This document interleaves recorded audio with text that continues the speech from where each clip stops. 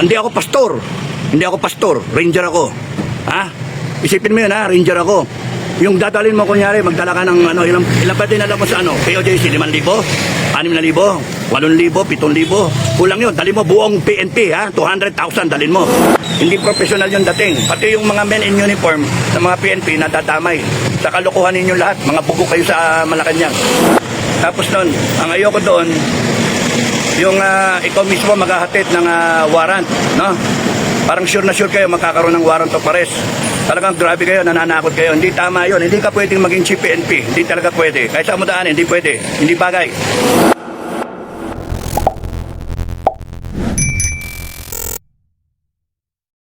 Hello, good morning mga ka-Brigada Pinoy Survivor, mga Filipino Guerrilla Forces, commanders, supporters, affiliates, and members. Maraming salamat sa inyong pagsubaybay at pag-alala sa akin. I am safe. Home na ako, back na ako. Asip natin happen. Nadelay nga lang ako sa pagpanay kasi maraming mga hinahabol na meeting usap-usapan regarding our country's future. Sabi ko nga, may video akong ginawa eh. Ito ba yung bansa na pinagkalaban natin eh, yung mga Pilipino, halos walang pakiba. Walang pakialam talaga sa nangyayari. Pero hindi mo masisi kasi ano sila eh, yung ano sila, yung hilahod eh. Kayod ng kayod eh, hand to mouth existence eh, yun yung problema, no? Kaya wala, hindi mo mano kasi yung iba naman, ayuda ng ayuda. Kaya ano, uy, may pulis na tumano. Gandang umaga, mga pulis. Gandang umaga, mga kaibigan. Mga kababayan, huwag kayo nagagalit sa mga pulis kasi yung nasa ibaba, sumusunod lang sa utos. Ngayon, for my part, pagsabihan ko kayo mga PNP, no? Saka AAP na rin, dami na kayo. Yung mga men in ranks, mga middle grade officers, no? Alam nyo naman yung nangyayari na mali. Yun lang yun, alam nyo yung nangyayaring mali, hindi tama. So, iikot din ang gulong. Kailan kayo magre-react para sa taong bayan? When will you, sinasabi nyo, uphold the Constitution? Alam kayo nga, gumagawa kayo hindi tama eh. You are upholding the wrongdoing of this administration. Corruption, communism, drugs. And then you're upholding the Constitution, nasabi nyo. Kaya ako tinalakay ng gusto yung preamble na yan eh. With the sovereign Filipino people. Kaya ako tinalakay. Kaya nga, kayong mga nasa serbisyo, huwag kayo natatakot. Huwag kayo natatakot. Buo yung loob nyo dapat. Huwag kayo naghihintay ng leader. Kayo yung leader. No? Kayo yung leader. Mag-react ako dun sa interview ni Torre, ni Mike Abe, tsaka Torre, no? Mag-react ako doon. It seems na sure kayo na masasampan ako ng inciting to sedition. Magkakaroon ng probable cause kahit wala naman talaga. So it really, kung dadating doon sa oras na yon, okay lang. I have two choices na itatalakay ko. Yung kung kayo nagsampa kayo talaga ng reklamo, no? Huwag kayo yung nagko-comment tungkol sa kaso. Ikaw yung Torre, ikaw yung nagsampa ng kaso. So wala kang karapatan na mag-comment doon dahil nasa prosecutor yung kaso. Huwag mong sasalita-salita ka interview tapos noon sinasabi mo yung opinion mo. Ako nga hindi ako ng opinion ko tungkol sa kaso eh. Ang ano po doon let it be ba? Kaya nga hindi tama yung ginagawa na yon. Tapos noon, ang ayoko doon yung ikaw mismo maghahatid ng warrant, no? Parang sure na sure kayo magkakaroon ng warrant of arrest. Talagang grabe kayo, nananakot kayo. Hindi tama yun. Hindi ka pwedeng maging chief PNP. Hindi talaga pwede. Kahit sa mo daan, hindi pwede. Hindi bagay. Hindi bagay. Tapos noon, wala kang karapatan maging chief PNP dahil sa mga pinagagawa mo kay OJC pa. Tapos yung ginawa mo sa Cebu, no? Yung akin, hindi yun naibilang eh.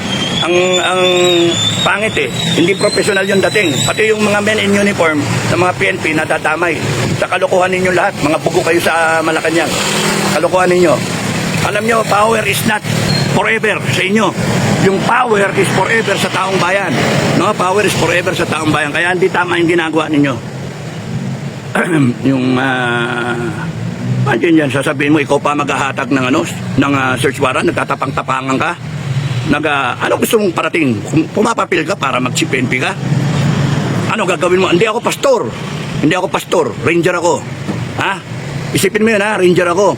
Yung dadalhin mo, kunyari, magdala ka ng ano, ilang ba dinala mo sa ano? POJC, 5,000, 6,000, 8,000, 7,000. Kulang yun. Dali mo buong PNP ha, 200,000 dalhin mo.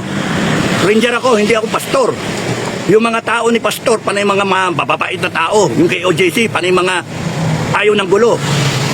No? Kaya yan ang ano, yan yung pinaka isang option ko. Either hayaan ko lang let things develop the way they will develop. Magdala ka ng tao mo, sige, iserve mo. Kulang yung 7,000 pulis ha. Kulang yon. At saka kayo, mga utak kayo ha, utak pulbura kayo.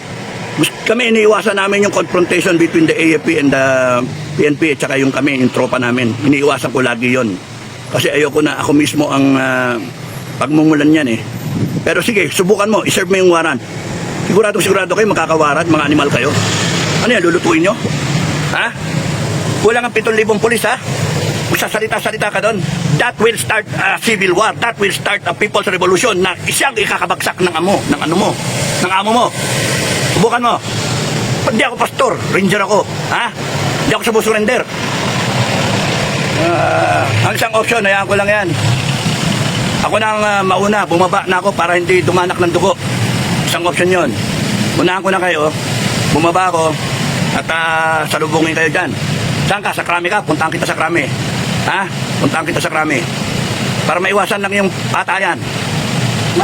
Magagaling kayo magsalita, tatapang nyo, nagtatapang-tapangan nyo. Kala nyo ganun lang? Gusto nyo isubo yung bansa natin sa civil war? Ha? Gusto nyo magkaroon ng revolusyon? Matatalo kayo. Because right now, kahit wala akong gawin, babagsak kayo. Wala akong gagawin, babagsak kayo. You know why? Because our allies. Alam niyo kung sino yung allies namin? Ha? Allies namin, foreign countries. They really want BBM down. Yun yung allies namin. Foreign countries, they want BBM down. At kaya doing natin BBM will go down.